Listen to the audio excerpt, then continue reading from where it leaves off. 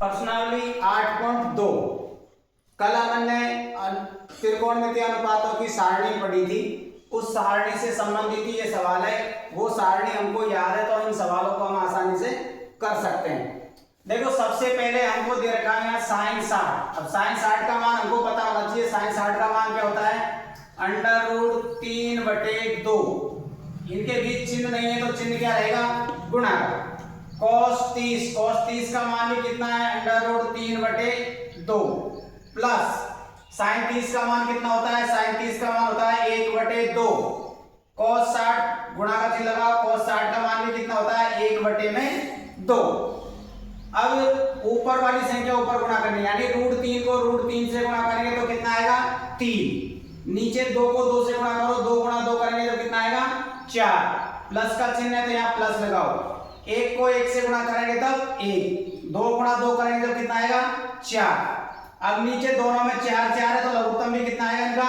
4। फिर 4 का भाग 4, लघुत्तम कितना आया? 4 का, और 4 का लघुत्तम कितना आया? 4। फिर 4 का भाग दिया 4 में एक बार, 1 को 3 से गुणा करेंगे तो कितना आएगा? 3। चिन्ह प्लस का है तो प्लस। फिर 4 का भाग दिया 4 में एक बार, 1 को 1 से गुणा करेंगे तो 1। 3 और 4 जोड़ दे, 3 और 1 जोड़ दिया कितना हो गया? 4। नीचे में कितना? 4। 4 का भाग दिया कितना आ गया? 1। ये हो गया पहला सवाल। अब देखो इसका दूसरा सवाल है। 2 tan square 45 plus cos square 30 minus sin square 60। sin square 60। अब मान रखो, देखो tan 45 का, 2 का तो 2 रखेंगे। tan 45 का मान होता है 1, तो 1 का स्क्वायर प्लस cos 30। cos 30 है, cos 30 का मान रखो √3/2। इसके ऊपर स्क्वायर है तो स्क्वायर लगा दो, माइनस sin 60। sin 60 का मान होता है √3/2। इसके ऊपर भी स्क्वायर है तो स्क्वायर लगा दो। 1 का वर्ग कितना होता है? 1। 1 को 2 से गुणा करेंगे तो कितना आएगा? 2। फिर √3 को √3 से गुणा करेंगे तो इसका कितना आएगा? 3। 2 का वर्ग कितना हो गया? 4। माइनस √3 का वर्ग करेंगे तो कितना आएगा? 3। और 2 का कितना हो गया? 4।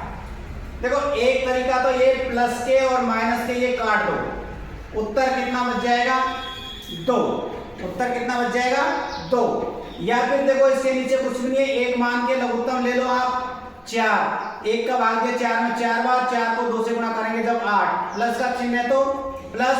4 का भाग 4 में एक बार, 3 को 1 से गुणा करेंगे जब 3। माइनस का चिन्ह, 4 का भाग 4 में एक बार, 1 को 3 से गुणा करेंगे जब 3। 8 और 3 11। 11 में से 3 घटाओ कितने बचेंगे? 8। 8 में 4 का भाग देंगे कितना आएगा? 2। तो दोनों तरीके आप लघुत्तम लेके भी हल कर सकते हैं और या प्लस माइनस की को यहाँ काट के कर सकते हैं, तब भी उत्तर कितना आएगा?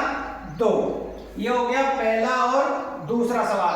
अगला सवाल पहले का तीसरा। पहले का तीसरा सवाल। पहले का तीसरा सवाल है। पहले का cos 45। cos 45 बटे में sec 30 प्लस cosec 30।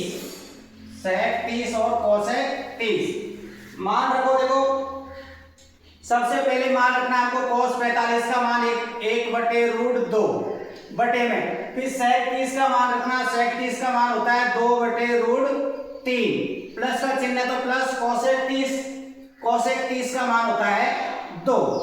इसके नीचे कुछ भी नहीं है, 1 मान लो।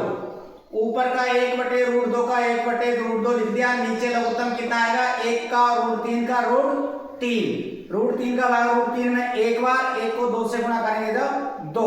प्लस का चिन्ह है तो प्लस। 1 का भाग √3 में √3 बार, √3 को 2 से गुणा करेंगे जब ये आएगा √2√3। अब देखो 4 संख्या हो गई ऊपर नीचे, 4 संख्या हो गई। ऊपर वाली संख्या को तो ऐसे कैसे लिख दो, ये वाली, और इसको पलट के लिखना है, यानी गुणा का चिन्ह लगा के √3 ऊपर चल जाएगा और ये नीचे आ जाएगा 2 + 2 √3, कोष्टक लगा दो यहां पर, ठीक है। अब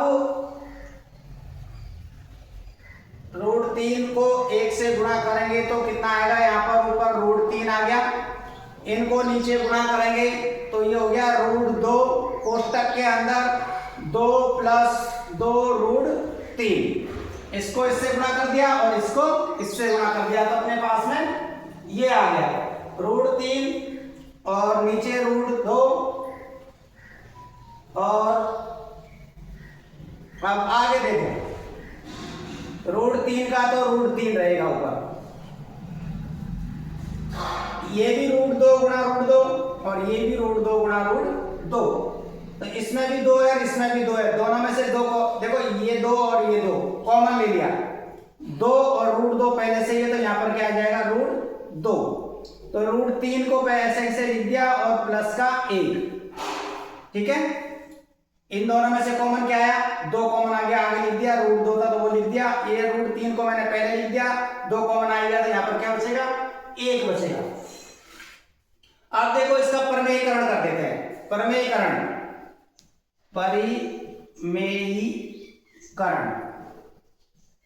परिमेयीकरण करेंगे तो क्या आ जाएगा आपका √3 बटे 2 √2, कोष्टक के अंदर √3 + 1, इसके विपरीत चिन्ह वाली संख्या से ऊपर नीचे गुणा करेंगे, यानी √3 - 1 से ऊपर गुणा करेंगे और ऐसे ही √3 - 1 से नीचे गुणा करेंगे, कर दिया गुणा, तो अब ऊपर क्या आ गया आपके पास √3 और कोष्टक के अंदर √3 - 1, नीचे ये तो है ही आपका 2 √2, ये हो गया a + b और a - b, a + b और a - b बराबर क्या होता है a² - b², सरसमीका आपको मैंने बताई थी, a का मान √3 है, √3 को √3 से गुणा करेंगे तो कितना आएगा 3, और 1 को 1 से गुणा करेंगे -1, तो ऊपर आपके पास बच गया √3, कोष्टक के अंदर √3 - 1,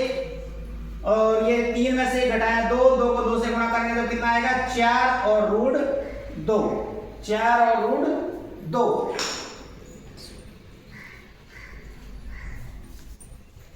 √2 हो गया। अब देखो थोड़ा सा जगह कम है तो इसको मैं ऊपर मिटा देता हूं, इसको परिमेयीकरण करने के बाद में ये आ गया